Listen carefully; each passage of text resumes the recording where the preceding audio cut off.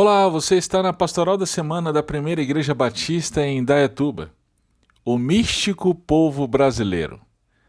Somos um povo profundamente místico. Essa é uma das heranças deixadas pelos africanos, indígenas e europeus. Nesse como, devemos considerar o tipo de catolicismo que foi trazido pelos portugueses. Câmara Cascudo foi um antropólogo que dedicou sua vida ao estudo da cultura brasileira. Em seu livro Superstições do Brasil, ele procurou descrever a teologia popular impregnada no dia a dia do brasileiro, na crença e práticas de promessas, procissões, profecias, superstições, etc. Na descrição das inúmeras superstições que compõem o folclore brasileiro, ele menciona a mística envolvida em alguns jogos infantis, a superstição da vassoura, da luz trêmula, do apontar o dedo, deixar o copo vazio, do aperto de mão, passar debaixo da escada e etc. Dentro desse escopo, eu acho curiosíssima a descrição das profecias na história do Brasil. Câmara Cascudo afirma que na Biblioteca Nacional e na de Ajuda em Lisboa, 2 códices reúnem mais de 200 profecias até 1809. O antropólogo menciona também uma coleção do padre José Fernandes Lima, de profecias que vão desde Dom João I de Portugal até Dom Pedro I. Além dessas, no Arraial de Canudos, foram encontrados incontáveis cadernos de profecias, algumas do Bom Jesus Conselheiro, o profeta de Canudos, conforme descrito em Os Sertões de Euclides da Cunha. Uma dessas profecias me chamou a atenção. Trata-se da profecia de Frei Serafim de Catânia, proferida entre 1850 e 1880.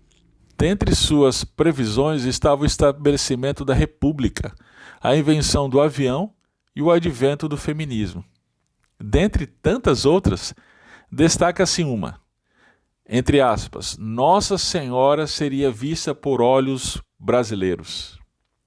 É muito interessante perceber o status dessas profecias. Cascudo diz, entre aspas, pelo interior do Brasil, as profecias ainda vivas em espécie e imprecisas nas formas comunicantes eram dogmas de fé. Os vigários não ousavam negar-lhes autoridade veneranda, possibilidade da informação inspirada e razoável percentagem ortodoxas. As profecias eram um evangelho oculto, indiscutível e autêntico, escrito no anonimato das inspirações sucessivas, ávidas da presença divina. As alusões estranhas ficavam asseguradas na frase usual, está nas profecias. Inútil discutir. Fecha aspas. É esse contexto cultural brasileiro que explica a superlotação de inúmeras igrejas evangélicas que exploram a mística popular afeita a visões, revelações, sonhos, profecias. Tudo isso em busca de curas, emprego, resolução de conflitos familiares, prosperidade financeira. A partir desse contexto, podemos entender que o Brasil é um celeiro de falsos profetas, como um sujeito de chapéu que vende feijão ungido, ou o bispo que vende terreno no céu, ou o apóstolo que se veste de pano de saco. Todo esse caldeirão místico me faz lembrar da orientação de Paulo aos Gálatas. O apóstolo escreveu esta carta para alertar seus leitores de falsos mestres que os incitavam ao abandono do verdadeiro evangelho. Em Gálatas 1,8 ele diz, mas ainda que nós mesmos ou um anjo do céu vos pregue um evangelho diferente do que já vos pregamos, seja maldito. Veja que Paulo ensinou aos Gálatas que a autoridade máxima em assuntos de fé e prática não era ele, nem mesmo um anjo do céu, ou seja, nem mesmo uma experiência mística. A autoridade máxima é o Evangelho de Cristo, conforme já havia sido ensinado e chegou a nós pelas Escrituras. Isso significa que a palavra de Deus tem a palavra final sobre tudo. Casamento, criação de filhos, trabalho, experiências místicas. Sendo assim, precisamos nos perguntar, temos dado ouvidos a que autoridade? Nós evangélicos achamos um absurdo a autoridade que a Igreja Católica assevera para si, até mesmo acima das Escrituras.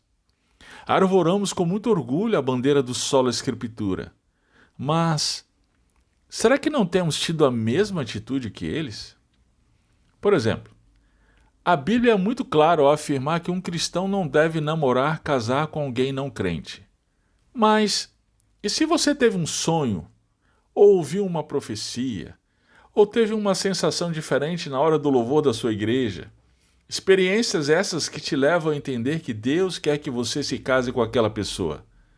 O que você faz? Bem, se você respondeu que casa, você está dizendo que até respeita a Bíblia. Mas, na verdade, a autoridade final está na sua experiência mística e não nas Escrituras. Agora, aplique esse exemplo a inúmeras outras questões como aborto, sexo antes do casamento, divórcio, homossexualidade, pastoras, culto show, etc. A Bíblia é clara nessas questões, mas, infelizmente, muitos preferem seguir seus próprios pensamentos e desejos que são balizados por suas experiências místicas. Estejamos alertas para o nosso tempo. Essas experiências têm uma áurea de divino, nos impressionam e arrepiam, mas se não estão de acordo com as Escrituras e não nos levam aos pés do único Rei e Redentor Jesus Cristo, na verdade são um falso evangelho, e todos aqueles que as ensinam, embora com uma aparência de piedade, estão sob maldição.